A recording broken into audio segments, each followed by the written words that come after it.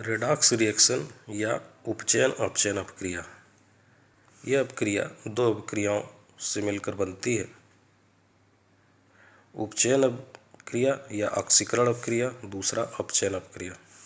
उपचयन या ऑक्सीकरण में किसी तत्व से ऑक्सीजन जुड़ता है, इसके विपरीत अपचयन में किसी तत्व से ऑक्सीजन निकलता है। इसी प्रकार उपचयन या ऑक्सीकरण में किसी तत्व से हाइड्रोजन निकलता है और उसके ठीक विपरीत अपचयन में किसी तत्व से हाइड्रोजन जुड़ता है। यहाँ तत्व मुक्त अवस्था में अथवा यौगिक रूप में हो सकता है। दोनों का एक एक उदाहरण देखते हैं।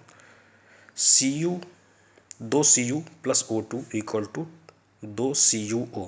इस अपक्रिया में कॉपर के साथ ऑक्सीजन जुड़ रहा है और CuO बन रहा है, तो हम कह सकते हैं कि कॉपर CuO में उपचयित या ऑक्सीकृत हो रहा है।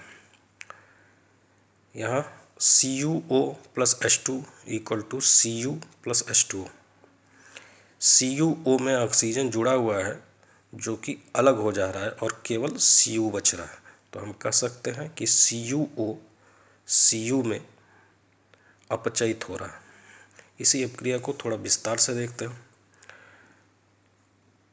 यहाँ CuO Cu में अपचयित हो रहा है, जबकि हाइड्रोजन के साथ ऑक्सीजन जुड़ जा रहा है और H2O बन रहा है, तो हम कह सकते हैं कि H2O में उपचयित या ऑक्सीकृत हो रहा है। दो और उदाहरण देखते हैं रेडॉक्स अपक्रिया के। पहला ZnO यानी जिंक ऑक्साइड प्लस C यानी carbon equal to zinc Zn plus CO carbon monoxide. यहाँ ZnO से ऑक्सीजन निकल रहा है और जिंक बन रहा है, इसलिए हम कह सकते हैं कि जिंक ऑक्साइड जिंक में अपचयित हो रहा है। यहाँ कार्बन में ऑक्सीजन जुड़ रहा है और CO बन रहा है, इसलिए हम कह सकते हैं कि कार्बन CO में ऑक्सीकृत या उपचयित हो रहा है। दूसरा उदाहरण MnO2 plus HCl equal to MnCl2 plus 2H2O plus Cl2। MnO2 में O2 जुड़ा है जो कि यहाँ अलग हो जा रहा है और MnCl2 बन रहा है, तो हम कह सकते हैं कि MnO2 MnCl2 में अपचयित हो रहा है।